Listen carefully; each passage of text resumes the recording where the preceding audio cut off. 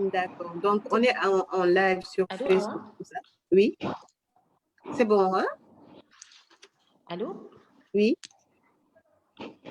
J'ai vu que c'était bon sur Facebook, hein? Je t'entends. Je t'entends bien, Franceline. Ah, d'accord.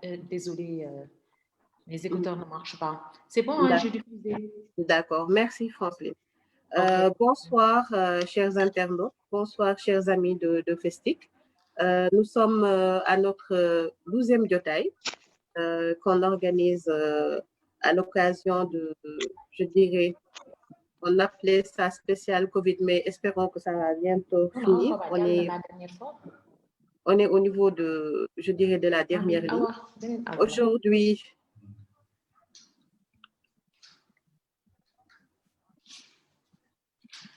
Francine, tu peux fermer ton micro, s'il te plaît. Aujourd'hui, on est en présence d'éminents panélistes pour parler du sujet douane et logistique. Donc, j'ai commencé par notre dame, seule dame du jour, Madame Fall, lieutenant-colonel Nyanya Fall, assistante du directeur des systèmes d'information de la direction des douanes.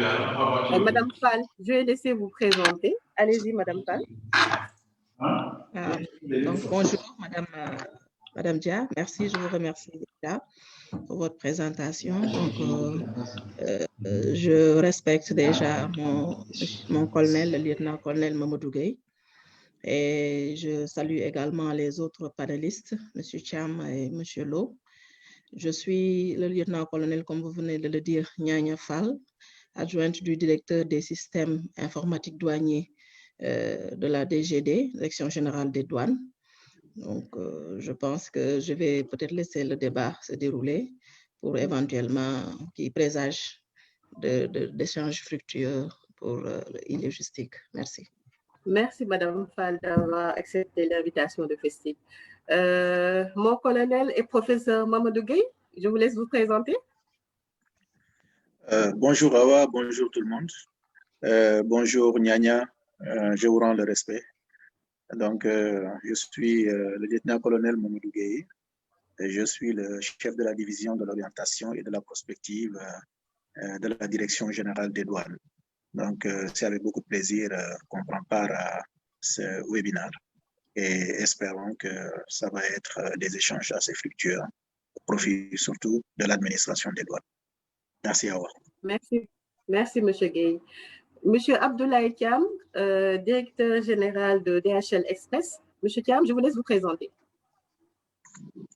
Bonjour Madame Dia, bonjour à tous les panélistes, lieutenant-colonel Nyanya Fall, colonel Mamadou Gueye et mon jeune frère Bambalo, et à vous aussi, ainsi qu'à tous les internautes qui nous suivent aujourd'hui. Donc, comme vous le dites, je suis Abdoulaye Thiam, directeur général de DHL Express Sénégal. Voilà, et très heureux du sujet que nous allons traiter aujourd'hui, à savoir Covid-19, la douane et tout ce qui est e-commerce et la vision future qu'on pourrait en avoir. Merci. Merci, Monsieur Thiam. Monsieur Lo, Monsieur Bambalo, directeur général, CEO de PAPS. Monsieur Lo, je vous laisse la parole. Merci, Madame Dia. Merci pour l'invitation. C'est un plaisir de me retrouver sur un panel aussi intéressant avec des panélistes aussi, en tout cas, éminents l'un de l'autre. Donc, je salue le colonel Mamadou Gueye, lieutenant Madame Fall et Monsieur Thiam de DHL Express, que je salue et que je remercie. Donc, il y a quelqu'un qui nous a, je pense, tout l'écosystème, en tout cas, de start-up qui évolue dans la logistique, toujours accompagné et suivi. Donc, c'est un plaisir d'être ici pour moi. Et donc, pour la petite introduction, PAPS est une société de transport et logistique spécialisée dans le domestique. Donc, nous, on évolue principalement dans les frontières et donc pour du B2B principalement. Merci. Merci, Monsieur Lo. Merci aux 4 panélistes d'avoir accepté l'invitation de Festic. Je vais commencer par Monsieur Thiam. Monsieur Thiam, pouvez-vous nous parler de la e-logistique? Qu'est-ce que c'est que la e-logistique? Alors, c'est une grosse responsabilité que vous me donnez de définir la e-logistique, mais je pense qu'une approche scientifique nous permettrait de définir, enfin de séparer le mot en deux, I et logistique. I donc pour tout ce qui est lié à l'informatique, à la digitalisation, et logistique, donc qui reste donc le cœur de métier dans lequel nous sommes en activité. Donc, la logistique physique existe, elle continuera à exister, mais le monde ayant changé, les outils de communication et d'échange ayant énormément évolué, étant devenus de plus en plus populaires ou vulgaires, si je peux utiliser ce terme-là, vulgarisés, quasiment tous les corps de métier aujourd'hui sont en train de muter vers cette nouvelle forme utilisant tout ce qui est support informatique ou technologique pour améliorer le travail qui est fait. Et donc, le métier de la logistique n'est pas en reste. Il faut, et nous sommes en train de vivre une mutation dans notre métier qui était essentiellement physique pour en faire un métier aujourd'hui qui répond à ces nouvelles normes de travail où l'information est partagée à gauche, à droite entre l'expéditeur, le destinataire, les intervenants qui sont dans le système en utilisant tous ces nouveaux moyens qui sont mis à leur disposition. Donc voilà, si je peux parler de la e-logistique, ce serait l'utilisation des nouveaux supports de communication dans ce métier traditionnel qu'est la logistique. D'accord. Merci, M. Thiam. M. Lo, vous pouvez donner un apport par rapport à cette question, s'il vous plaît? Je pense que c'est extrêmement bien défini.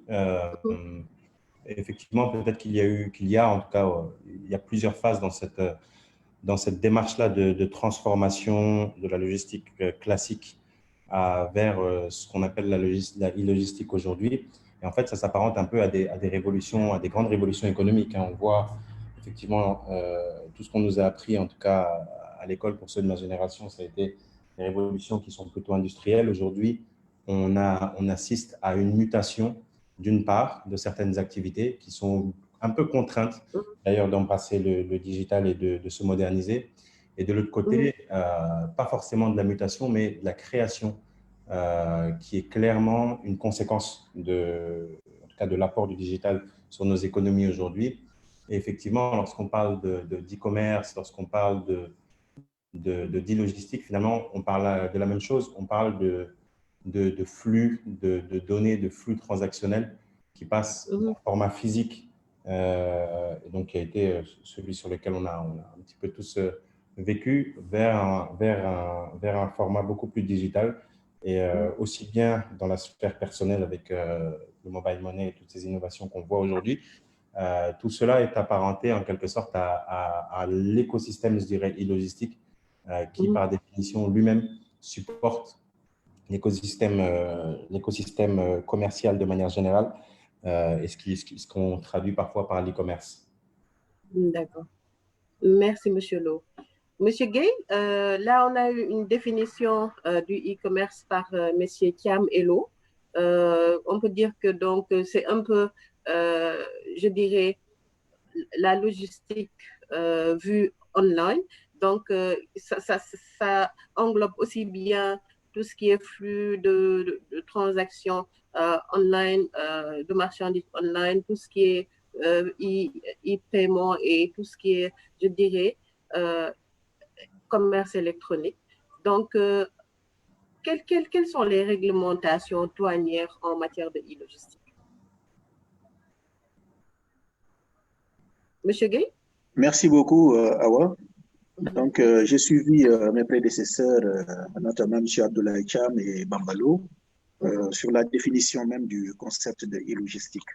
Je crois que je me garderai de vouloir y rajouter quelque chose, compte tenu du fait que je ne suis pas spécialiste de la matière. Donc, je considère ces définitions-là comme étant des définitions assez complètes, et c'est le cas. Dans le cas d'espèce pour l'administration des douanes, moi, je l'appréhenderai tout simplement comme étant un peu la logistique en matière de e-commerce. donc de commerce, disons, électronique, hein, de commerce électronique transfrontalier en la matière surtout.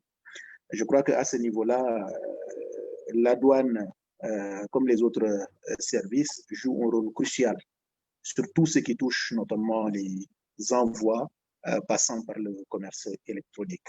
Mais cela appelle également, dans le contexte où nous sommes, certains enjeux liés notamment à la sécurisation des flux commerciaux mondiaux légitimes. Et à ce niveau, en matière de réglementation, je crois, la douane n'est pas en reste, même si dans nos pays encore, je crois que le colonel Nyanya aura l'occasion de voir la situation interne à ce niveau. Mais en tout cas, sur le cadre général au niveau international, nous avons déjà au niveau de l'Organisation mondiale des douanes un instrument assez important en la matière qui s'appelle un peu le cadre des normes en matière d'échanges électroniques transfrontaliers. Et c'est un ensemble de principes directeurs qui ont été mis en place par l'Organisation mondiale des douanes et qui servent aujourd'hui de référence aux administrations des douanes, notamment pour gérer tout ce qui touche en tout cas au commerce électronique et leurs enjeux de façon générale. Et on aura l'occasion, peut-être dans un retour très rapide de passage sur la réglementation, de revenir sur les 8 principes directeurs du cadre des normes qui donnent un peu le détail, qui permet de cadrer sur le plan juridique, en tout cas, toutes les transactions qui peuvent se faire sur le plan électronique et notamment le rôle crucial de l'administration des douanes pour les appréhender et pour accompagner surtout l'entreprise, parce que la préoccupation toujours de l'administration quand on est dans ces situations, c'est toujours en tout cas de faire en sorte que l'entreprise soit dans des conditions qui lui permettent d'être plus compétitive dans le cadre en tout cas de ces activités. C'est un des rôles en tout cas principaux de l'administration des douanes. Et donc, en cadre général, je pense que mon intervention sera axée surtout sur le cadre des normes, hein, et notamment les 8 principes directeurs qui constituent un peu ce cadre des normes. Merci beaucoup. Merci, M. Gueye. Madame Fall? Oui, Madame Dia. Oui, vous pouvez un peu nous parler du cadre réglementaire douanier en matière de e-logistique au Sénégal, principalement? D'accord, merci. Merci à tous les panélistes. Donc, j'ai la chance de venir après les belles définitions exactes quand même qui sont intervenues. Donc, je préfère, c'est pas que je suis assez féministe, mais je vais choisir la vôtre pour dire que c'est la logistique vue du côté électronique, donc la gestion de ces flux. Donc, la douane étant quand même un acteur principal dans ces échanges transfrontaliers, parce que quand on parle quand même de commerce entre 2 pays, donc je pense que la première administration interpellée, c'est les douanes sénégalaises. Donc, à l'heure actuelle, la douane a fait de sa stratégie quand même de modernisation, elle a mis l'informatique au devant de la scène. Comment? En ciblant les aspects clés des échanges pour tenter, ou en tout cas pour engager la réforme au niveau informatique. Quand je dis les axes clés, je pense aux données, parce que quand on dit flux, de prime abord, on parle d'échange d'informations, parce que avant que la marchandise ne parvienne au Sénégal, il y a un échange au préalable qui se fait pour contracter, pour décider de l'envoi et des méthodes quand même pour acheminer cette marchandise. Donc, très tôt, l'administration des douanes a commencé un peu de réglementer le secteur de l'informatique. En quoi faisant? En ciblant un peu les aspects, la loi de 2008 sur les transactions électroniques qui vise à quand même offrir un cadre et à codifier ces échanges. Donc, la douane est entrée en droite ligne pour intérioriser un peu ces dispositions. Elle a également, pour faciliter un peu ces échanges, pris des notes de service dans le cadre de la mise à disposition des informations. Donc, nous avons un peu le code des douanes qui intègre l'échange d'informations ou en tout cas l'échange électronique sur ce qu'on appelle, nous, dans le jargon douanier, le manifeste, qui est rien d'autre, le document qui couvre le transport de ces marchandises-là.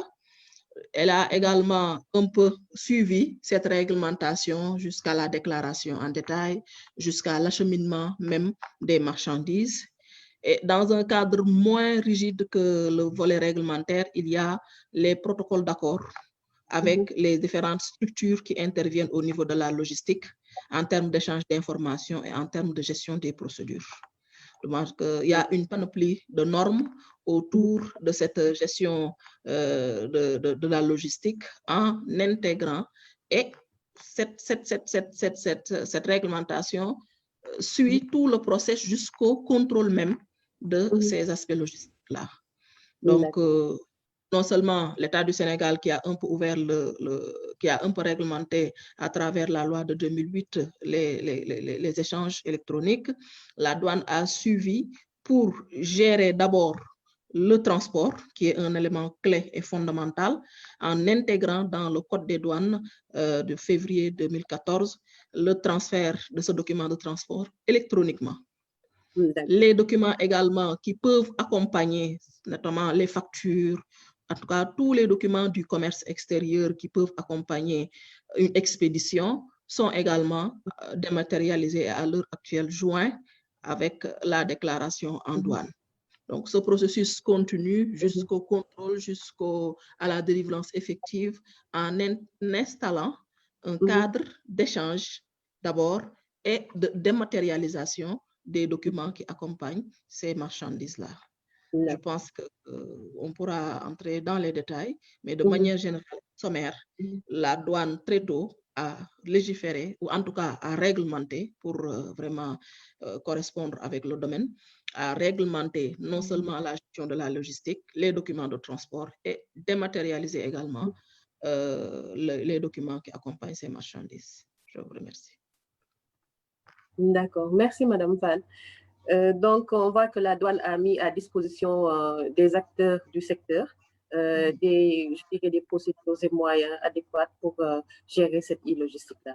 Monsieur Thiam Abdoulaye, là, on voit qu'il y a des procédures au niveau de la e-logistique. Est-ce que c'est le rapport que vous avez avec l'administration douanière en matière de e-logistique est la même que celle que les autres ont en matière de logistique traditionnelle? Bon, le rapport que j'ai avec la douane, je peux en parler. Bon, les autres, je ne saurais pas trop. Mais ce qui est sûr, c'est que bon, là, c'est l'homme d'expérience qui parle, hein, parce que je suis dans ce métier depuis près de 25 ans maintenant. Et je le disais dans un autre webinaire que j'ai vécu énormément de changements et de mutations sur les 23-24 dernières années. Beaucoup de changements et de mutations. Et celle qui nous concerne dans la discussion d'aujourd'hui concerne la douane. On a vécu et je vis au quotidien les mutations de l'administration douanière dans ce domaine, où on est passé des déclarations 100% manuelles et en papier à aujourd'hui du quasi dématérialisé. Je dis quasi et je pense que sous le contrôle des lieutenants-colonels Fall et Gueye, qui a encore peut-être deux petits éléments qu'il faudrait mettre en place pour permettre une dématérialisation à 100%, en tout cas dans les faits. Alors, les rapports que nous avons dans ça sont des rapports assez intéressants, puisque DHL en soi est assez avant-gardiste dans tout ce qui est innovation et aussi utilisation des supports informatiques. C'est des choses sur lesquelles l'entreprise travaille énormément. Et quand on a, dans un pays comme le Sénégal, parce que ce qu'il faut savoir, on parle de l'administration douanière, autant nous sommes standards dans nos procédures partout dans le monde, les administrations douanières ne sont pas toutes logées à la même enseigne. Le Sénégal a une administration qui est extrêmement en avance comparée aux autres pays africains. qui viennent même jusqu'ici, je pense, je pense que les panélistes douaniers pourraient le confirmer, viennent ici pour voir ce qui se fait, comment est-ce que le Sénégal avance sur certaines questions, notamment Orbus, Gaindé 2000, tout cela, ce sont des avancées extraordinaires qui nous permettent à nous, DHL, avec la façon de travailler, donc les outils sur lesquels nous travaillons à l'international, d'avoir au Sénégal un répondant douanier qui nous permet d'aller beaucoup plus vite dans la procédure de dédouanement. Il faut savoir que les gens viennent vers nous parce qu'il y a deux notions, l'urgence ou l'importance des colis qui nous sont confiés. L'urgence est souvent celle qui est la première chose qui est mise en avant. Et cette urgence, quand elle est assurée au niveau du transport, donc avec des délais réduits, il ne faudrait pas que derrière, le processus de dédouanement prenne plus de temps qu'il n'en faudrait. Et c'est là où le retour de l'administration douanière devient intéressant, c'est-à-dire que les avancées, la technologie que l'administration douanière met en place va aller en cohérence avec les soucis des clients, les besoins des clients d'obtenir vite ou plus vite ce qu'ils ont commandé à l'extérieur ou ce qu'ils sont en train d'envoyer. Donc, c'est là où je dis que les rapports sont bien. Ce qu'avait signalé tout à l'heure le lieutenant-colonel Nyanya Gueye-Fall sur le manifeste, n'est-ce pas? Nous avons aujourd'hui, dès le ramassage des colis sur l'international, on a un manifeste qui est disponible dans les pays de destination. Ce manifeste, il est soumis aux autorités douanières qui font un travail, ce qu'on appelle même un pré-travail de sélection, de classification, avant même que les marchandises n'arrivent dans les pays. Ce qui nous permet donc d'avancer dans ce que nous appelons le clearance on air, c'est-à-dire qu'on peut réussir à dédouaner des marchandises alors qu'ils sont encore en train de voler, alors qu'ils n'ont pas encore atterri. Ce qui fait qu'à leur arrivée, si tout est OK, à ce moment-là, la délivrance des bons se fera automatiquement, ce qui permettra à ces marchandises-là donc d'être livrées à leur destination finale. Donc tout ça, nous ne sommes pas les acheteurs, nous ne sommes pas les commandeurs, nous ne sommes pas les donneurs d'ordre, mais nous, les transporteurs et l'administration douanière, nous travaillons d'une certaine manière pour permettre à celui qui a un bien à acquérir puisse le recevoir, mais dans les délais les plus courts possibles. Et ça marche. Encore beaucoup de travail, parce que je pensais que tout à l'heure, le colonel Gueye disait qu'il y avait 8 principes directeurs. On les connaît, ces principes directeurs-là, peut-être qu'il va revenir dessus, et que toute action, toute amélioration technologique doit se faire en respect de ces principes directeurs-là, auxquels on ne saurait déroger, parce que sinon, c'est des manques de recettes pour le Sénégal, c'est un manque de contrôle peut-être sur les importations, et tout ça doit être assuré, quel que soit le développement technologique qui doit venir derrière. Donc, il faut que le développement technologique s'adapte à ces besoins, à ces contraintes-là, et aussi pour nous permettre donc de satisfaire les préoccupations de nos clients. Voilà, un peu notre façon de travailler avec la douane qui est en parfaite cohésion et avec des choses encore à améliorer, je pense. D'accord. Donc, en fait, en matière de e-logistique, la démarche est la même qu'en matière de logistique traditionnelle. Oui, la démarche sur le schéma est la même. La démarche reste la même sur le schéma, hein, parce que importer une marchandise ou acheter une marchandise, c'est la prendre d'un point A, lui faire traverser une frontière à l'export, prendre un avion, un bateau ou quoi que ce soit, arriver à une frontière à l'import, franchir cette frontière à l'import et être livré à destination. Donc, physiquement, les colis font exactement la même chose. Mais l'information, maintenant, elle circule différemment. Elle est plus accessible. Elle permet d'anticiper sur les différentes étapes d'une procédure. Et au finish, si l'information permet d'aller beaucoup plus vite, ce qui veut dire que l'obtention des bons, quand on parle d'un transport international, hein, l'obtention du bon permettra donc la livraison plus rapide de ce colis-là, qui n'est que le seul souhait et la préoccupation du client. Maintenant, si on reste dans un domaine où on est dans le domaine national, comme celui que couvre M. Lo, bah, la e-logistique reste la même, c'est-à-dire qu'on peut être à Dakar et faire une commande à Diourbel. Celui qui est à Diourbel, celui qui est à Dakar veut recevoir. Physiquement, le colis fera exactement le même mouvement, mais la transmission d'informations et les données dynamiques qu'on peut échanger entre l'acheteur, le destinataire et le livreur peuvent permettre d'accélérer le processus et d'améliorer donc le service. D'accord. OK. Merci, M. Thiam. Donc, on va permettre à M. Gueye de nous parler de ces 8 principes-là. Comme ça va nous permettre d'avancer un peu. M. Gueye, pouvez nous parler de ces 8 principes? Et je demande aux panélistes, s'il vous plaît, si vous pouvez ouvrir vos vidéos. Les internautes nous le demandent. Si vous pouvez ouvrir vos vidéos. Merci, Awa. Merci, monsieur. Merci. Donc, j'ai suivi avec intérêt ce qui se dit déjà en prélude de tout ce qu'on va échanger tout à l'heure. Je crois que le colonel Niania a bien campé en tout cas le débat sur la réglementation au niveau interne pour montrer évidemment que justement la douane a pris en charge en tout cas ces questions-là sur toute l'étendue en tout cas de la chaîne logistique, depuis le pré-dédouanement jusqu'au dédouanement proprement dit, et même jusqu'à l'après-dédouanement, notamment avec l'enlèvement qui consacre en tout cas la fin de la procédure de dédouanement. Mais toutes ces procédures, je crois que toutes ces avancées prennent, en fait, je pense, à mon niveau, elle aura peut-être l'occasion de le confirmer, prennent leur base, en tout cas, sur les principes directeurs qui ont été déjà dégagés au niveau du cadre des normes de l'OMD. Le premier des principes, c'est l'échange préalable de données par voie électronique et de gestion des risques.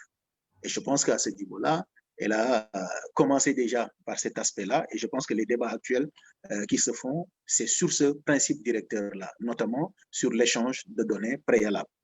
Et c'est principalement en ce qui concerne le manifeste, elle aura l'occasion de revenir sur ces aspects, avec toutes les évolutions qu'on a consacrées au finish dans le nouveau code des douanes, sur les obligations qui sont faites en tout cas aux convoyeurs, notamment au capitaine du navire ou aux transporteurs, de télécharger à l'avance les informations 48 heures à l'avance avant même leur arrivée au niveau du Sénégal.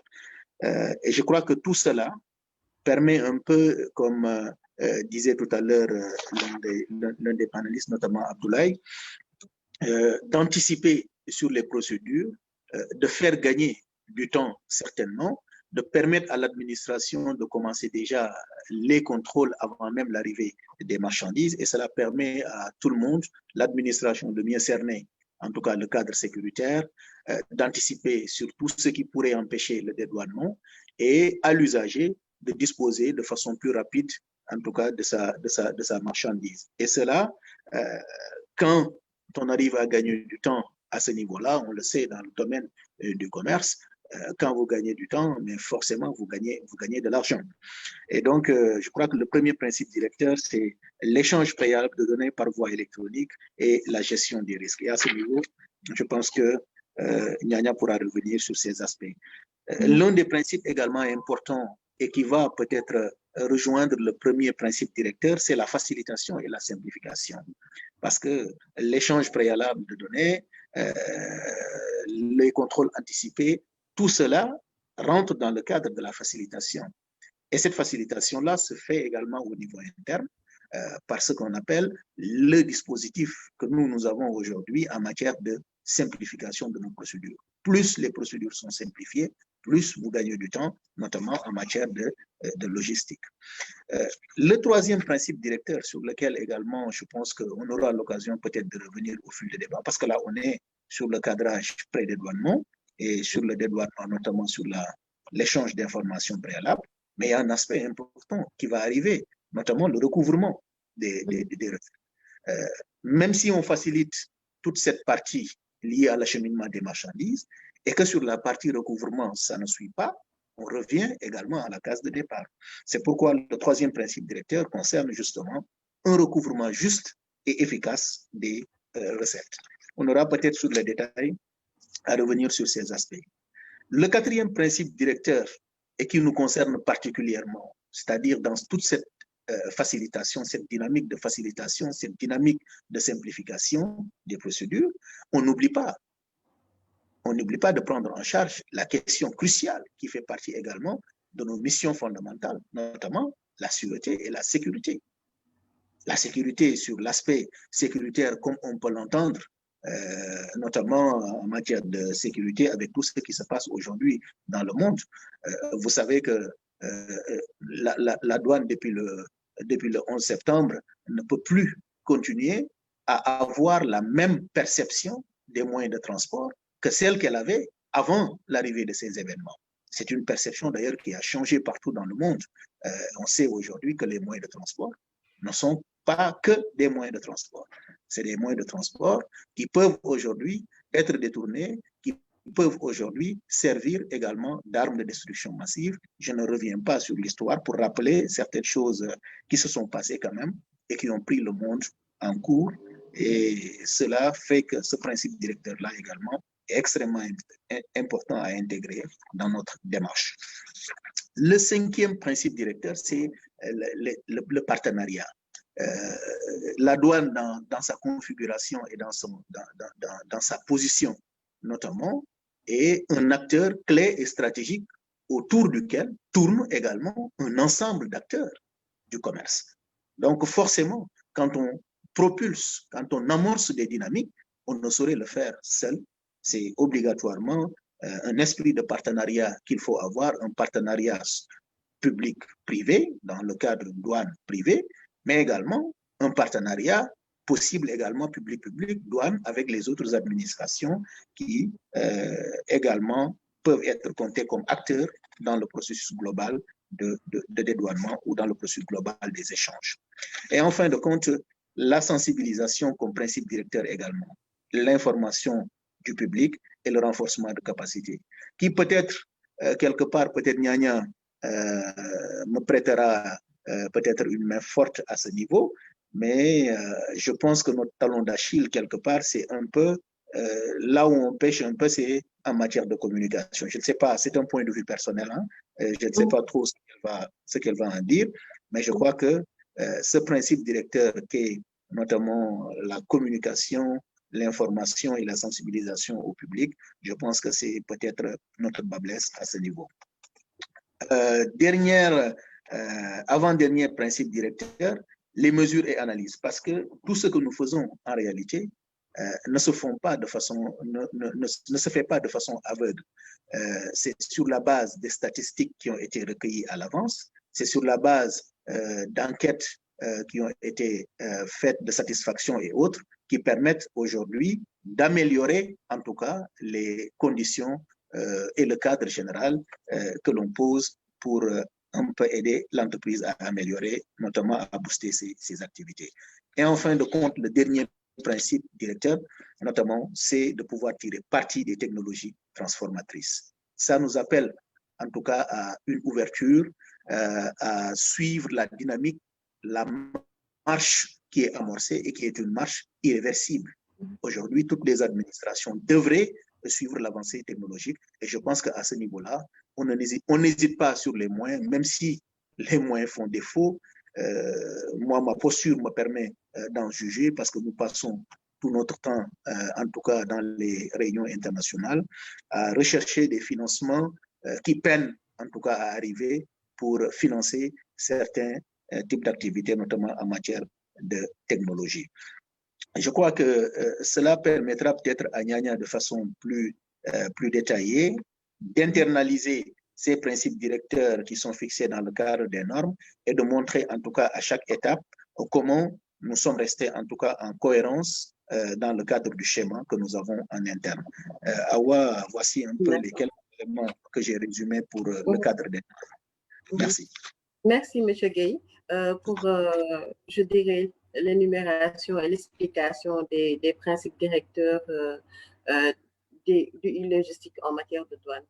Donc, Madame Nyanya Fall, je vais vous laisser on peut nous parler, parce que j'allais même poser la question, à savoir comment vous faites la sensibilisation, la communication pour faire part aux acteurs du secteur ainsi qu'aux intéressés de ce que des procédures et je dirais des réglementations en matière de douane, ce que vous avez mis en place. Ok, merci Madame Dia, merci. Je remercie également le colonel Mamadou. Effectivement, je pense que ces 4 axes sont un peu la charpente de notre action quotidienne. Et je vais commencer par là où le bas blesse, comme il dit, la communication et la sensibilisation. Parce que l'État, traditionnellement, elle communique par le biais de la réglementation, de notes de service, d'avis aux usagers. Mais aujourd'hui, l'avancée des technologies a montré que ces outils ne sont pas suffisants pour atteindre vraiment toutes les cibles. Et profiter des technologies de l'information pour vulgariser, en tout cas sensibiliser les acteurs concernés, c'est vraiment toute la difficulté. Donc aujourd'hui, comme dit le colonel, la direction informatique se retrouve, parce qu'elle est une direction informatique, elle comprend aujourd'hui que les enjeux de la communication ne se trouvent plus à travers du papier ou une note de service, mais plutôt aux outils technologiques pour atteindre la plus grande masse de parties prenantes. Donc, il y a également des initiatives dans ce sens pour installer un cadre de dialogue. Comment? C'est d'abord l'outil, le site web de la douane. Il y a un site qui est disponible, la majorité est mise à jour périodiquement. C'est là où les notes de service, les protocoles d'accord, en tout cas l'actualité relative aux actions de la douane est publiée dans un premier temps. Dans le cadre purement professionnel, il y a un système d'assistance aux utilisateurs. C'est le helpdesk de la douane, où il y a quand même une équipe dédiée avec des applications où vous pourrez intégrer ou en tout cas soumettre votre demande très rapidement. Je peux citer pour exemple une formalité qui dans le temps quand même rendait un peu très complexe et très difficile ces opérations de dédouanement, c'est la création d'un numéro d'identification, le NINEA. C'est un préalable imposé par l'État pour tout importateur ou en tout cas tout acteur du commerce de s'identifier auprès de l'État. Donc, lorsque vous importez une marchandise, vous devez d'abord vous faire identifier. À l'heure actuelle, c'est à travers l'outil je vais vraiment, vous m'excuserez peut-être des termes assez techniques, c'est un outil qu'on appelle GLPI, par lequel vous soumettez votre demande. L'administration, à travers la douane, qui cache derrière l'Agence nationale des statistiques et de la démographie, qui est l'ANSD, qui délivre ce document, vous le délivre électroniquement et vous n'avez pas besoin de vous déplacer. Donc là, c'est vraiment dans le domaine purement professionnel. Mais en termes de sensibilisation, c'est les outils traditionnels, c'est la panoplie de règles, d'avis aux usagers, de notes de service, d'actes réglementaires qui sont quand même au regard de la loi, qui peuvent s'imposer aussi, mais des outils également informatiques à travers des séminaires. Parce que très souvent, la douane organise des séminaires en touchant le maximum de cibles lorsqu'elle doit lancer un nouveau produit. Il y a le site web de la douane également, qui permet de divulguer ou en tout cas de vulgariser toutes les nouveautés en termes de notes de service et en termes de réglementation de la douane. Mais je suis bel et bien d'accord. Aujourd'hui, la problématique au sein de la direction informatique, c'est comment atteindre le maximum de cibles et sans avoir recours à ces tics. Donc, voilà un peu sur le plan de la communication, ce qui est mis en place. Et comme nous le faisons, c'est quand même une action récurrente que nous menons chaque jour pour améliorer en tout cas et essayer de trouver. Récemment, nous avons un peu engagé avec les fournisseurs d'accès Internet un système de messagerie de masse. Donc, c'est des solutions qu'on prospecte qui ne sont pas encore, concluantes, mais pour obtenir quand même tous les mails, ou en tout cas chaque personne qui est passée une fois au niveau de la douane, obtenir ses coordonnées et par le système de USSD, qu'on puisse vulgariser ce qui est fait et éventuellement informer ce qui doit être fait ou ce qui mérite d'être fait. Je pense que, en tout cas, sur le plan de la communication, c'est ce que je voulais dire. En attendant, sur les 4 axes, il y a à chaque fois quelque chose qui est fait et des perspectives qui s'offrent à nous.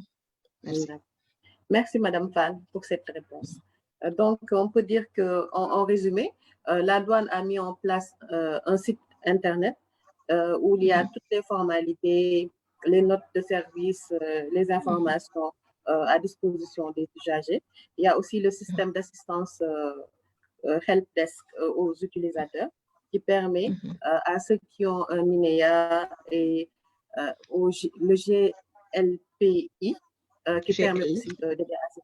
Voilà. Et donc, il y a une communication qui est en train d'être déroulée et qui pourra mieux se faire à l'aide aussi des TIC. Peut-être vous utiliserez, nous vous peut-être préconisons à faire cela, puisque beaucoup de personnes maintenant d'entreprises utilisent les réseaux sociaux. Cela vous aidera dans votre communication. Donc, Monsieur Lo, là, on voit que Monsieur Gueye et Madame Fall nous ont parlé un peu des réglementations, des principes douaniers en matière de e-logistique. Mais vous, à votre niveau, quels sont vos rapports avec la douane et aussi quels sont les problèmes que vous rencontrez? Donc, nos rapports avec la douane, ils sont, je dirais, ce sont des rapports de voisins, en fait. Hein. Si vous voulez, nous, on est dans un segment de marché sur lequel la douane n'intervient pas directement. Donc, on n'est pas forcément en relation avec eux pour faciliter certains échanges. On reste dans le domestique. Par contre, effectivement, lorsqu'on est sur certaines opérations qui nécessitent l'intervention de la douane, là, nous, on laisse libre choix à notre client de prendre ces mesures-là et d'aller voilà, remplir en tout cas le nécessaire de la documentation qui est attendue par la douane. Si vous voulez, je suis un peu comme vous sur ce panel, j'écoute beaucoup. J'essaie de voir un petit peu en tout cas comment cela fonctionne. Sur notre segment, il est clair qu'on n'est pas impacté. Après, on essaye autour de nous de créer un espèce d'écosystème sur lequel, lorsqu'on a des demandes qui dépassent notre périmètre d'activité, elles peuvent être traitées par des partenaires, donc qui sont eux spécialisés sur de l'international, soit maritime, soit aérien, et qui eux se chargent de ces prestations de A à Z pour le compte de nos clients. Ce qu'il faut savoir, c'est que nous, notre métier en tant que tel, c'est d'utiliser la technologie pour pouvoir agréger l'ensemble des acteurs qui existent déjà sur la chaîne de valeur logistique. Donc, lorsque vous entendez même que nous allons livrer de Dakar jusqu'à Ziguinchor, ce n'est pas directement nous qui allons livrer. C'est via notre plateforme, justement, via l'utilisation de ces technologies, nous agrégeons des flottes et des personnes qui vont livrer pour le compte de nos clients. C'est pareil pour l'international, c'est pareil pour le maritime. Et donc, en définitive,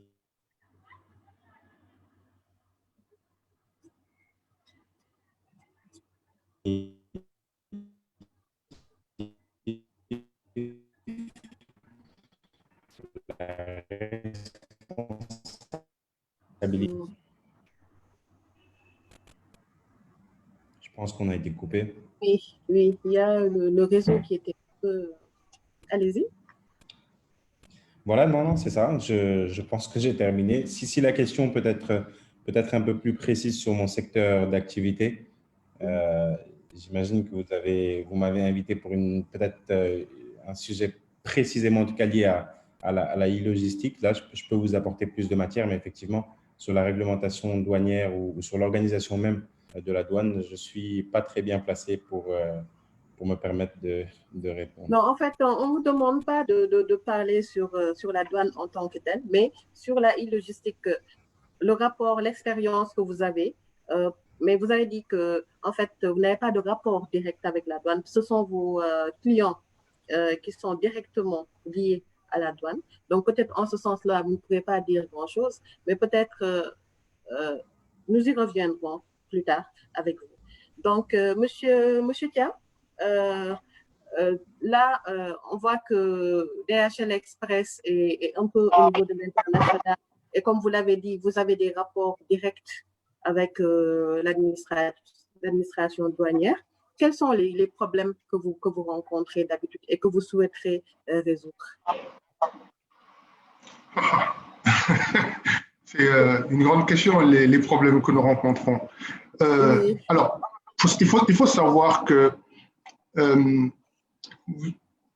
autant on est très visible avec la marque, avec les avions, avec les véhicules, nous restons relativement neutres dans le process.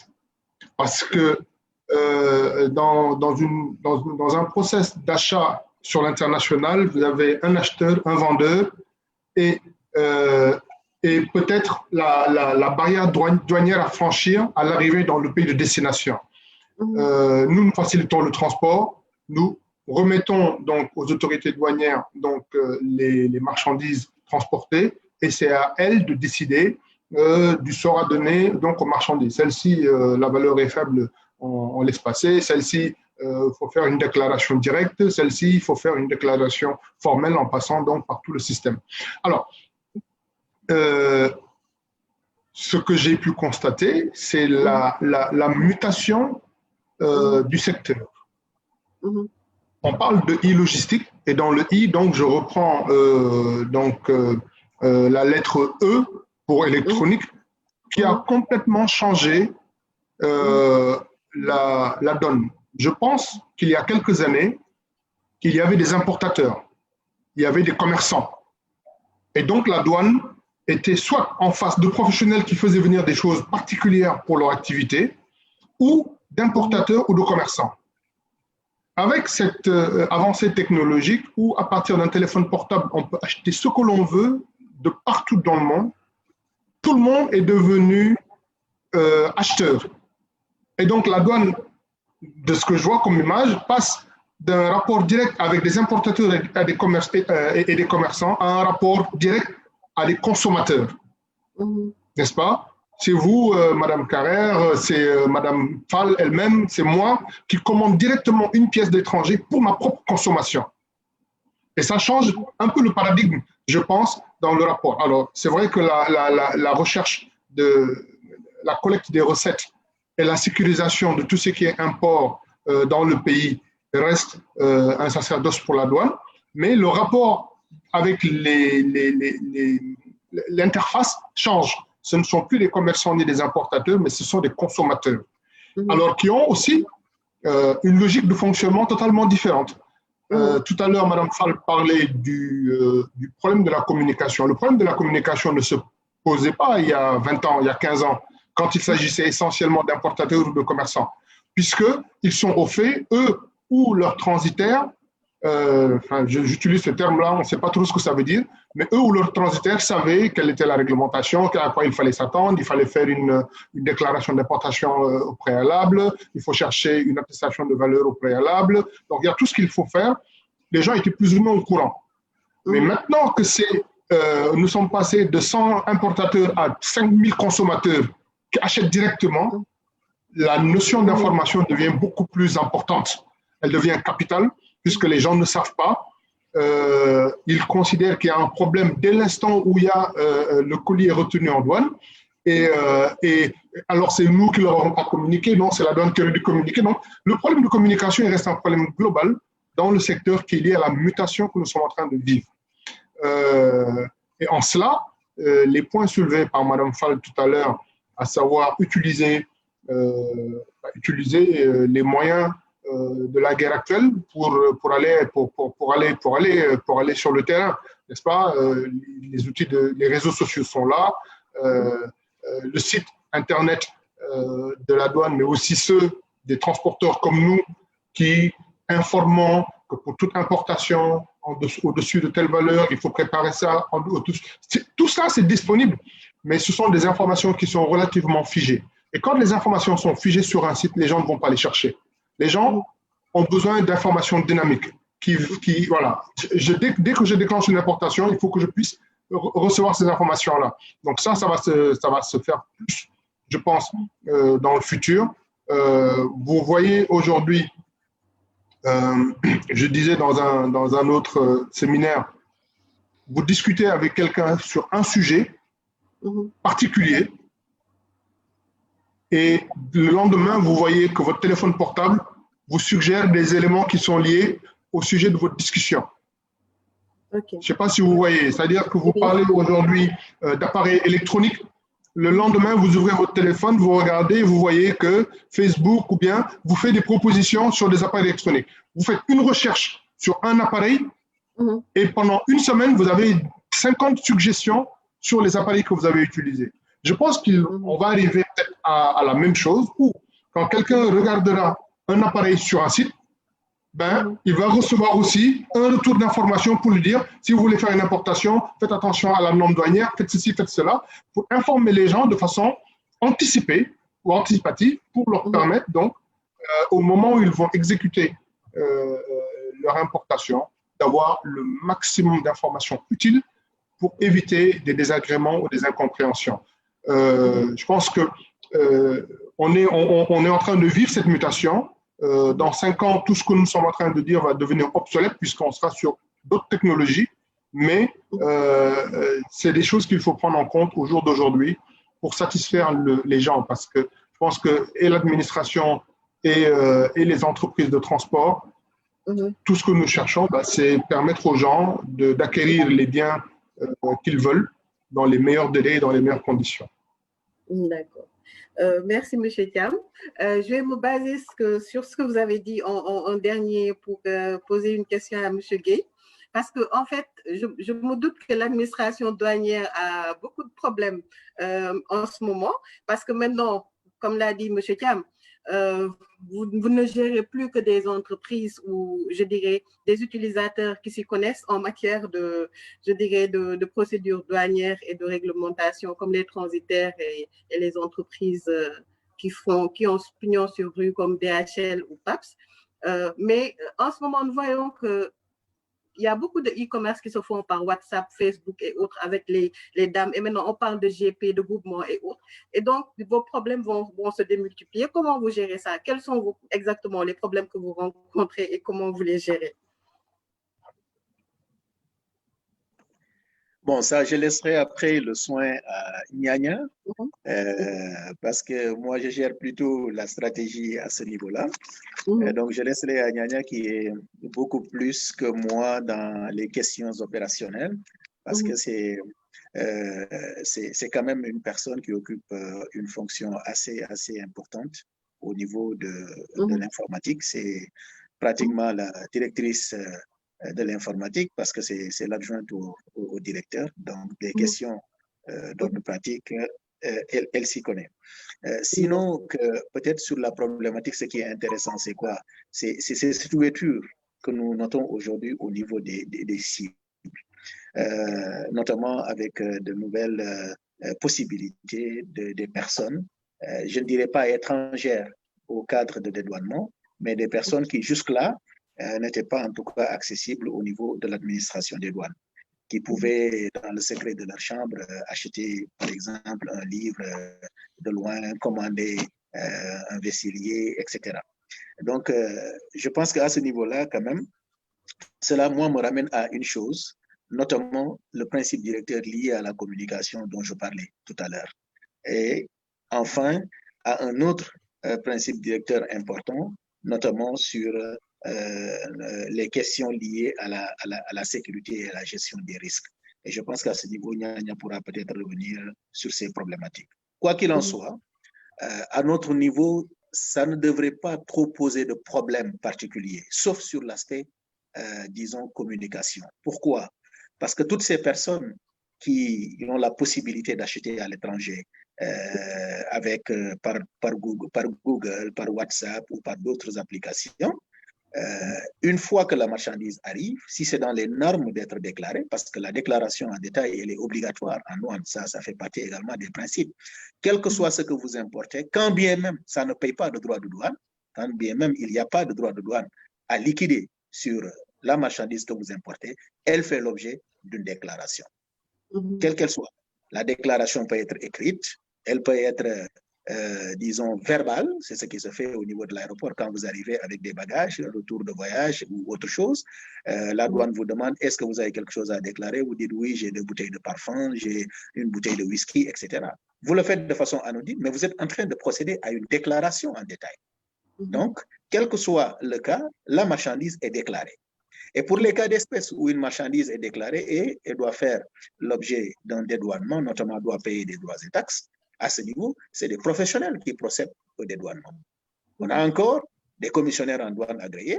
La personne qui a acheté dans sa chambre, quand la marchandise arrive, le colis arrive, c'est un commissionnaire en douane agréé qui se sera chargé de la déclaration. Ou au pire des cas, c'est quelqu'un qui s'y connaît ou un professionnel de la matière qui vient procéder à la déclaration. Pourquoi? Parce que la personne en question n'a pas aujourd'hui accès au système pour pouvoir lever une déclaration en détail. Il doit passer particulièrement par des personnes, et ça, Nyanya sera là peut-être pour expliquer en détail la manière dont cela se fait. Pour dire que c'est vrai, si on le regarde sous cet aspect-là, ça semble être problématique, mais au fond, ça se ramène à un entonnoir qui nous permet quand même de pouvoir canaliser tout cela et de pouvoir amoindrir les soucis. Quoi qu'il en soit, quand bien même c'est des professionnels qui le font, mais par rapport à l'accès à l'information, par rapport à la communication, je pense qu'on a encore un travail à faire à ce niveau-là. Et j'ai bien noté un peu les préoccupations et surtout les propositions de DHL en la matière. Et je pense que ça mérite quand même réflexion. Merci. Merci, M. Gay. Madame Pal, j'ai vous posé la question je dirais, d'une participante qui entre un peu en droit de ligne avec ce que je vais vous demander. Elle dit bonjour et merci pour ces pertinentes interventions. C'est Madame Khadissal de Festi. Pouvons-nous avoir une idée du temps qui a été économisé entre l'ancien système et le nouveau digitalisé sur un cas pratique? D'accord.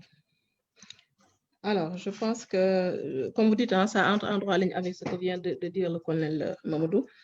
Et aujourd'hui, moi, l'intervention, je le vois en 2 niveaux, hein, parce qu'il y a les défis que pose cette e-logistique-là. C'est des défis majeurs. Le DG de DHL Express en a évoqué, ainsi que le colonel Gay, une partie, c'est au lieu d'attendre l'information, ou en tout cas la personne, c'est d'aller vers cette personne-là, de l'informer, de lui permettre quand même d'être à mieux de faire ses formalités, ou en tout cas d'obtenir son bien dans la plus grande célérité et dans la plus grande efficacité. Ça, c'est un des défis de la e-logistique. Et je vous dis que dans le jargon douanier, on a l'habitude de dire que le droit douanier, il est portable, c'est-à-dire que la douane attend l'utilisateur, en tout cas le contribuable.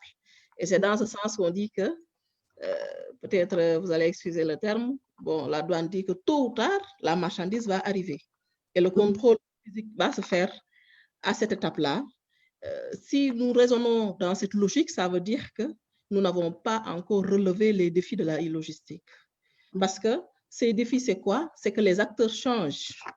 Aujourd'hui, c'est vrai, c'est peut-être un X ou un individu lambda qui fait la commande, mais généralement, elle passe par un logisticien pour la livraison. Je fais mon clic pour acheter quelque chose, je passe par DHL Express qui me l'achemine. Et DHL Express, en l'acheminant, il va intégrer les droits de porte, les droits de douane, tout ce qui est frais logistiques et avec une destination clé en main au niveau de la maison. Et dans cette panoplie d'acteurs qui interviennent au secours de ce processus-là, la douane est là, le transporteur est là, éventuellement tous les acteurs intermédiaires sont là. Les enjeux financiers sont là pour que le paiement puisse se faire sur un clic, mais tout ceci, vu côté informatique, je dirais que nous sommes entre 2 systèmes. Un système qui n'est pas carrément épuisé et un autre qui est en train progressivement d'être mis en œuvre. Le système avant est basé sur des acteurs agréés. C'est-à-dire qu'aujourd'hui, Madame Awa Carrère ne peut pas se présenter en douane pour faire des opérations de dédouanement, ou en tout cas lever une déclaration en détail. Okay. Il faut un acteur qui puisse être, qui est agréé déjà, qui va faire les formalités au nom et pour le compte de Madame Carrère. Ça, avec la e-logistique, ça devrait sauter. 1. 2, c'est que la douane, elle est sédentaire, elle attend. Elle attend que la marchandise arrive au Sénégal pour faire tous les contrôles qui s'y est. Et quand je dis tous les contrôles, on pense au délai. Parce que le vérificateur qui est là, qui attend par exemple un ordinateur ou un colis, mais il a le droit, la loi lui permet d'ouvrir ce colis, de prendre le temps nécessaire, de s'imprégner de ce qu'il y a dans le colis et de faire le contrôle nécessaire. Aujourd'hui, avec cette nouvelle forme, tout se fait électroniquement et derrière, il y a une attente en termes de délai comme demande, comme pour la question demandée. Maintenant, ce que la douane a trouvé comme palliatif et qui est, je le dis bien, ces process ne sont pas tous en production ou en tout cas sont carrément huilés. Non, il y a de ces process qu'on intègre progressivement en ayant un juste équilibre entre ce que dit la réglementation ou la loi et ce qui se fait aujourd'hui. Ce process-là, c'est l'analyse du risque. On l'a dit tantôt, le manifeste qui arrive, la liste des marchandises qui doivent arriver, par exemple, sur le vol de DHL Express de ce jour 28, nous l'avons reçu peut-être le 25. Et la douane anticipe sur son ciblage en disant que tel colis peut être contrôlé, tel autre colis ne peut pas être contrôlé. Et partant de ce fait, le logisticien peut intégrer cette donne de délai. Donc, le gain de temps, aujourd'hui, il se trouve sur le contrôle. Est-ce qu'aujourd'hui, vous pouvez, vous ferez pas l'objet d'un contrôle? Par exemple, on dira que toutes les personnes qui importent un portable de Chine, par exemple, font l'objet d'un contrôle. Là, il n'y a pas de délai possible.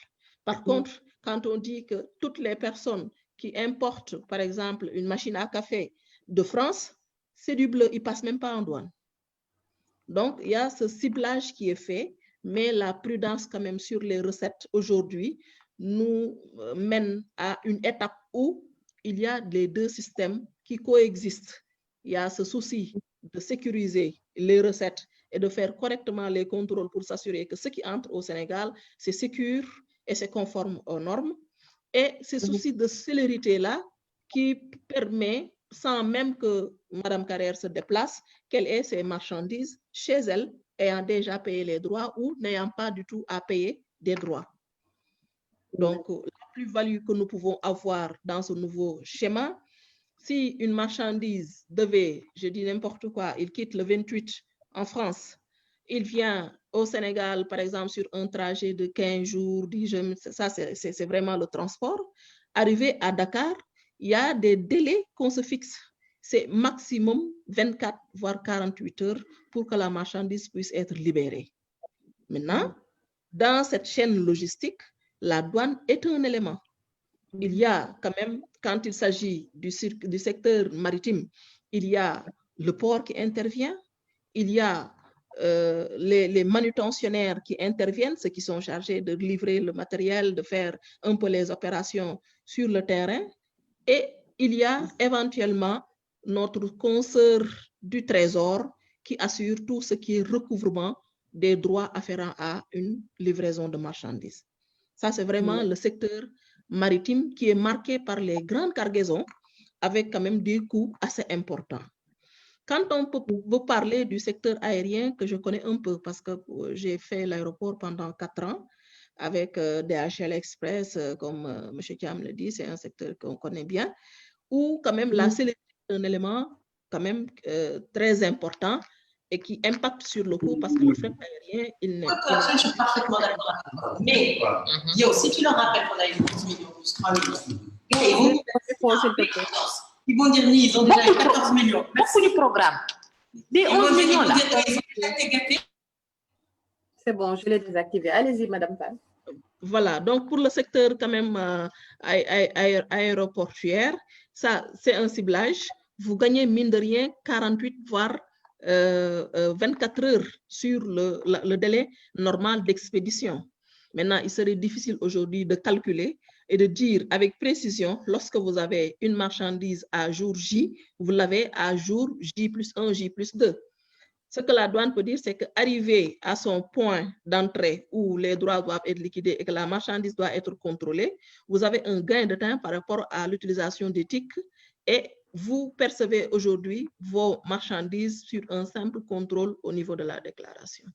Donc, le gain de temps, quand même, à cette étape, je précise bien, parce qu'après, il faut les aspects logistiques pour livrer la marchandise, mais à l'étape de la douane, la dématérialisation a fait monter un bond de 24 heures au minimum pour obtenir le code de la douane pour libérer la marchandise.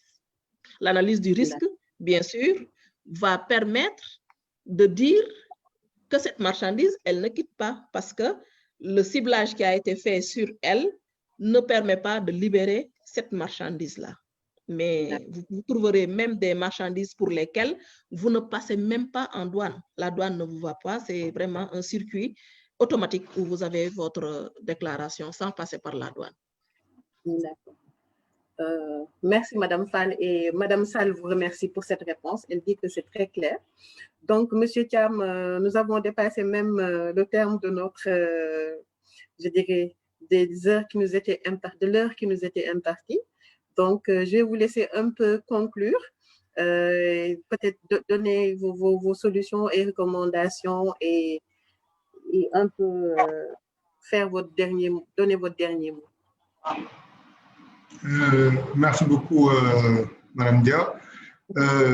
Comme je disais à l'entame, c'était déjà un sujet extrêmement intéressant et important puisqu'il est dans l'air du temps. E-logistique, digitalisation, informatisation, l'Internet à outrance, je pense que c'est en train de rythmer la vie du monde entier, hein, donc pas que des Sénégalais, mais vraiment de toutes les populations. Le monde est devenu une grande boutique avec 2-3 milliards de consommateurs qui n'ont plus de barrières physiques. Il n'y a plus de barrières physiques aujourd'hui. Tout ce que vous voulez, tout ce que l'on veut du Brésil, de l'Argentine est accessible aux Sénégalais, qu'ils soient de Thiès, de Diourbel. Mais il restera toujours une partie logistique qui est assurée et une partie douane donc à gérer, ne serait-ce que pour le passage à la frontière. Donc, tous ces outils aujourd'hui dont on a parlé et la vision que nous a présenté les panélistes douaniers aujourd'hui nous permettent de voir qu'on est dans un pays qui va dans le bon sens, hein, où les consommateurs vont pouvoir, grâce à tout ce qui est mis en place, gagner du temps dans les importations qu'ils vont faire. Donc, je disais qu'il y avait une mutation commerçant-consommateur et M. Gueye a corrigé en me disant les interlocuteurs que nous avons restent les mêmes. Ce sont les déclarants en douane qui sont connus, c'est un métier très organisé. Et ils restent principalement les interlocuteurs des douaniers. Mais pour les consommateurs, beaucoup font des importations sans même savoir qu'ils vont devoir passer par l'un d'eux. Ce n'est qu'après coup qu'ils le savent. L'expérience, c'est une fois. Hein, la deuxième fois, on sait que j'aurai besoin d'un déclarant pour ma prochaine importation. Donc, le problème il est réglé. Mais on sait qu'on va vers un monde où les enfants de 12, 13, 14, 15 ans ont accès maintenant au commerce international puisqu'ils achètent. Il y a des choses qui leur sont accessibles. Les parents les laissent acheter. Donc, toutes ces personnes-là ont besoin de savoir que les marchandises qui arrivent ne sont pas retenues par les transporteurs, ne sont pas retenues par les logisticiens. Elles respectent la réglementation dans le pays, à savoir un passage à la frontière douanière pour ensuite faire une déclaration normale et pouvoir être libérées. Maintenant, si l'aspect électronique permet de faire tout cela très vite en disposant de toutes les informations utiles pour prendre la décision donc, au niveau de l'administration douanière, je pense que ce serait un bénéfice pour tout le monde. Je termine juste sur un élément que je trouve crucial, ce sont les valeurs. Les valeurs. On met on dit ce qu'on appelle le de minimis, hein, donc dans tous les pays du monde, des marchandises d'une certaine valeur peuvent passer la frontière et toutes marchandises au-dessus de cette valeur-là sont censées prendre le circuit douanier. Et ce montant-là, c'est un montant qui varie d'un pays à un autre. Hein, le de minimis du Sénégal et le de minimis du Koweït sont totalement différents. On est peut-être à 100 € quand ils sont, eux, à 3 000 $. Donc, quand vous importez des choses de moins de 3 000 $, vous ne passez pas la douane là-bas. Ici, au Sénégal, on doit protéger les recettes. C'est très important parce que c'est l'une des principales ressources du pays.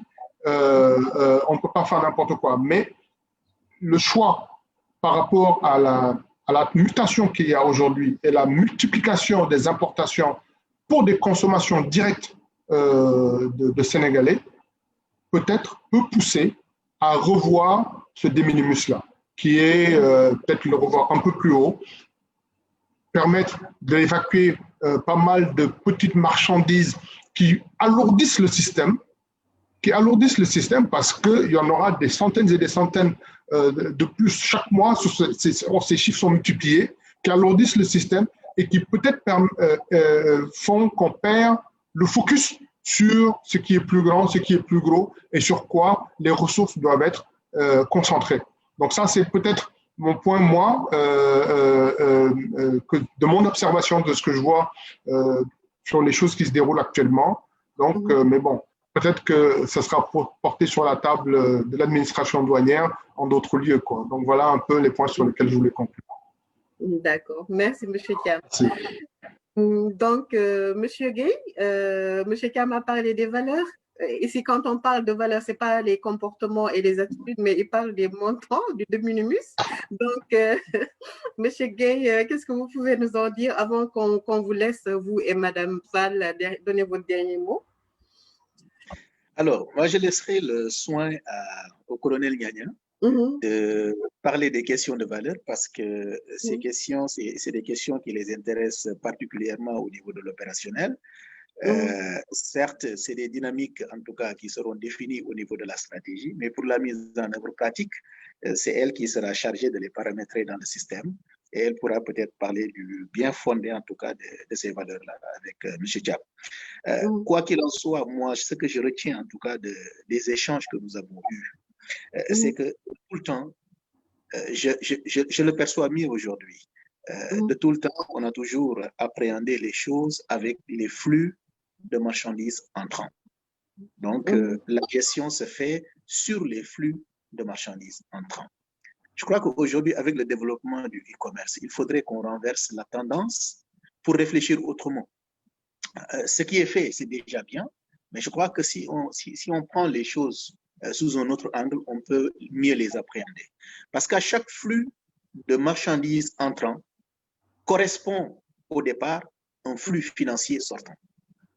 Or, généralement, c'est le flux financier sortant qui précède le flux de marchandises entrant.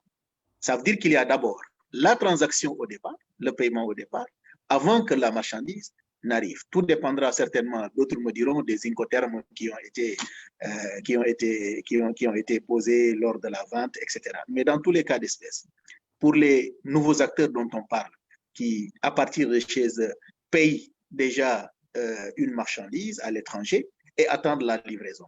Je crois que dès l'instant où le flux financier sortant a été répertorié, je pense que la douane pourrait déjà appréhender et lancer l'information. Pourquoi? Parce que la douane a l'information qu'il y a un flux financier sortant qui est une transaction sur une marchandise de telle nature.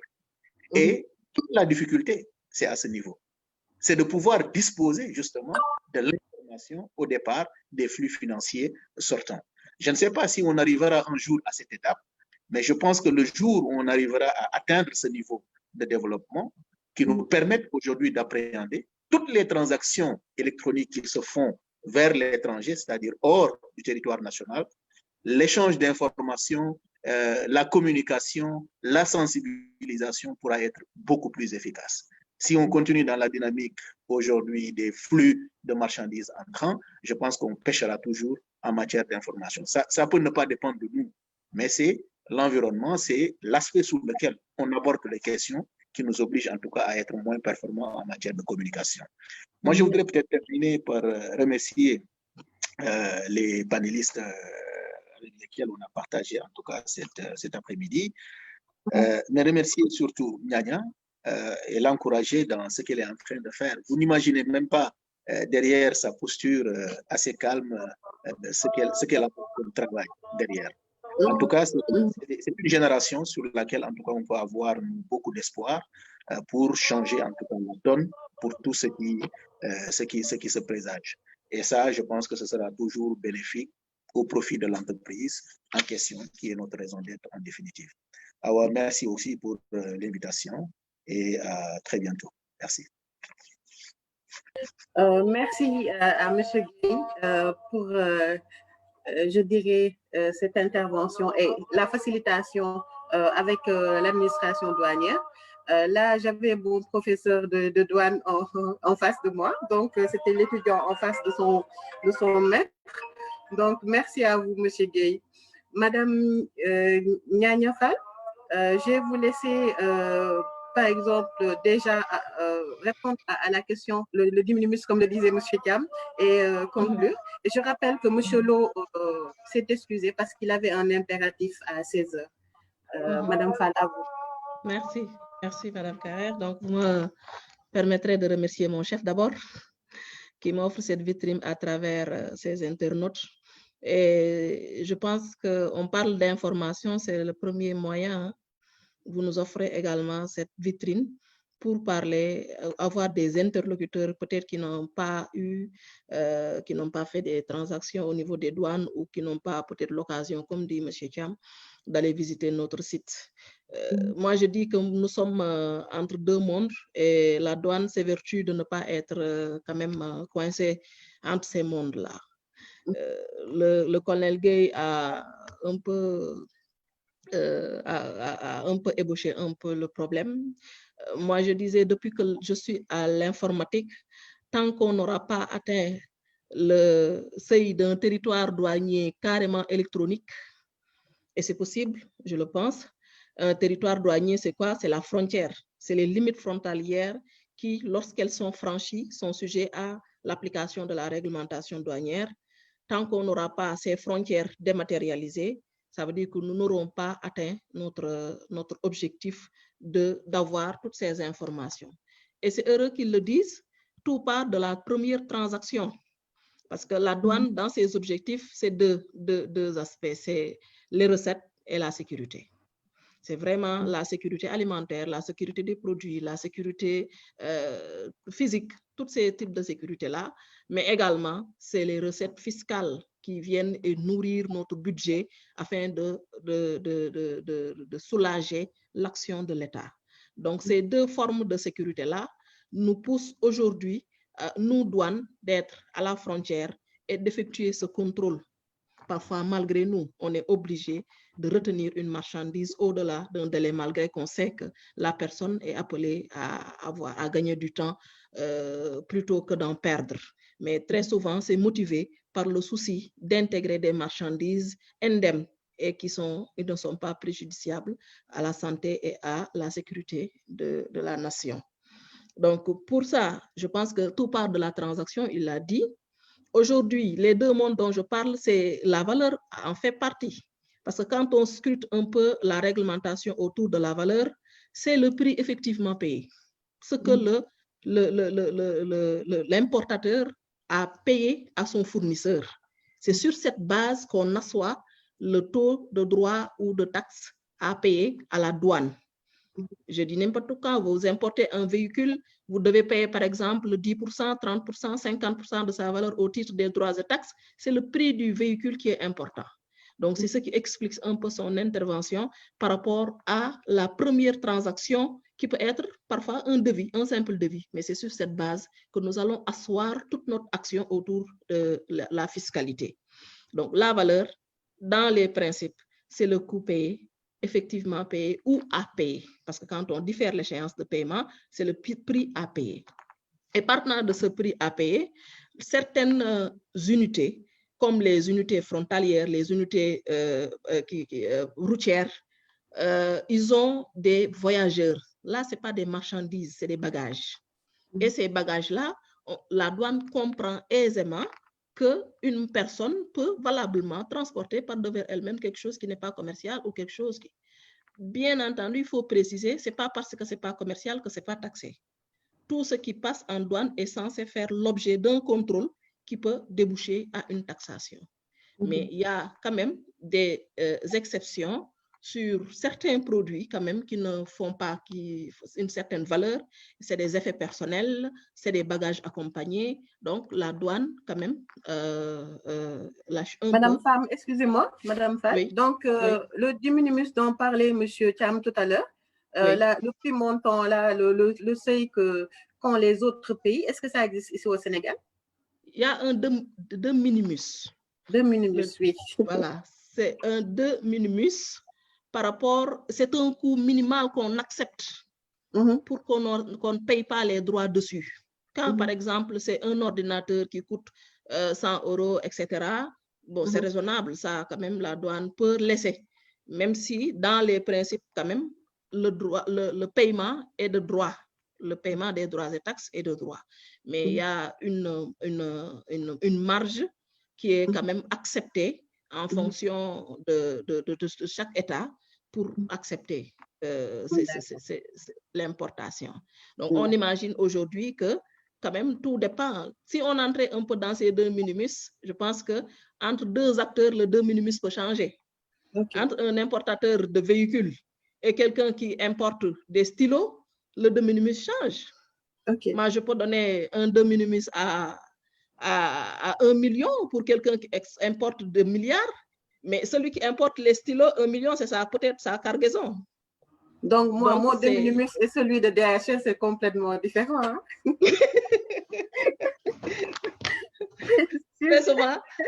très souvent, le de minimus, quand même, c'est des marges. Les organisations internationales donnent des marges pour que les administrations qui sont souveraines et qui connaissent le contexte des importations fixent ces de minimis-là en fonction de l'heure. Mais la douane donne des de minimis éternellement. Il donne des de minimis. Donc, je pense que, retenons que le principe, c'est le paiement des droits et taxes. Et à l'heure aujourd'hui, il y a quand même des valeurs ou en tout cas des marchandises pour lesquelles la douane est souple et permet que le dédouanement se fasse sans paiement de droits et taxes. Bon, on comprend un peu DHL Express, hein, parce que quand c'est Express, c'est déjà cher. Peut-être qu'il est parti, mais je pense que M. Thiam, si les frais de transport avaient un de minimis, je pense que le de minimis de la douane serait beaucoup plus... D'accord. Madame Fall, Madame Awandao Gueye de Festi qui demande, est-ce qu'il y a un lien qui permet d'avoir le pourcentage des droits à payer? Est-ce qu'il existe un lien? Pour les taux, le taux à payer. Oui. Un lien informatique, hein?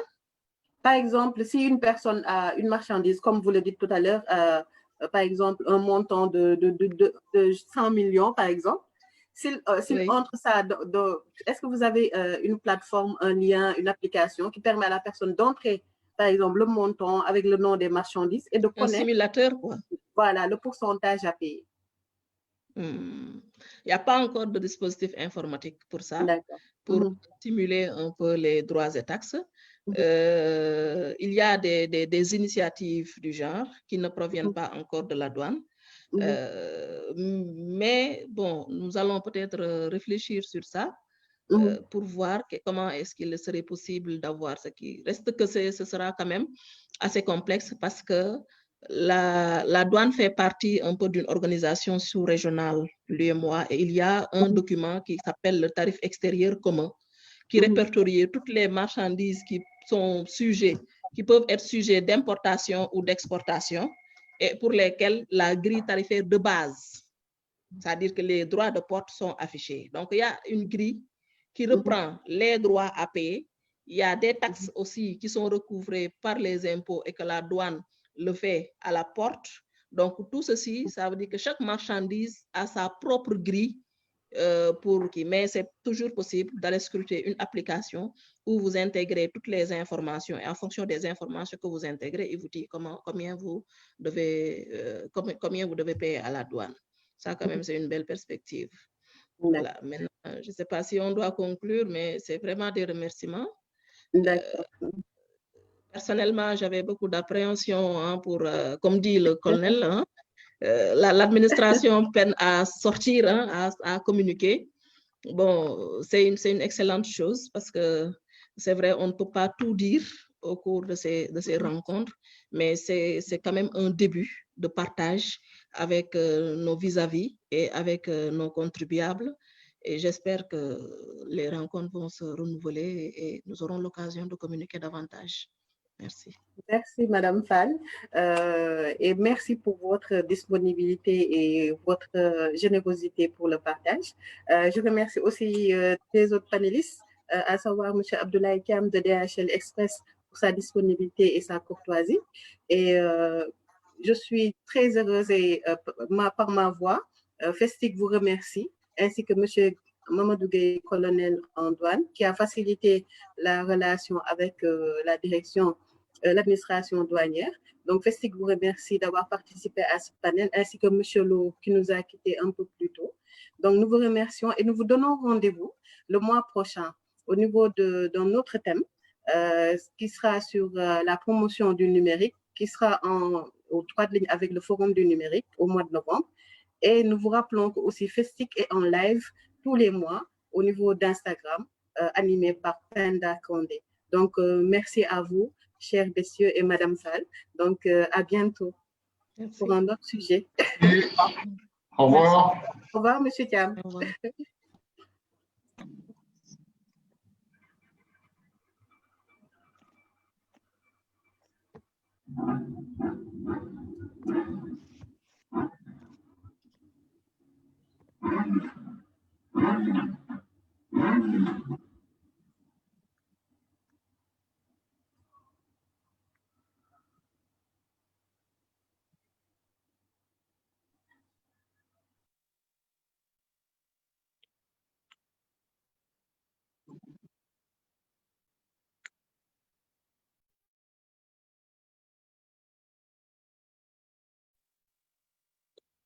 Merci, Awa. Allez, au revoir.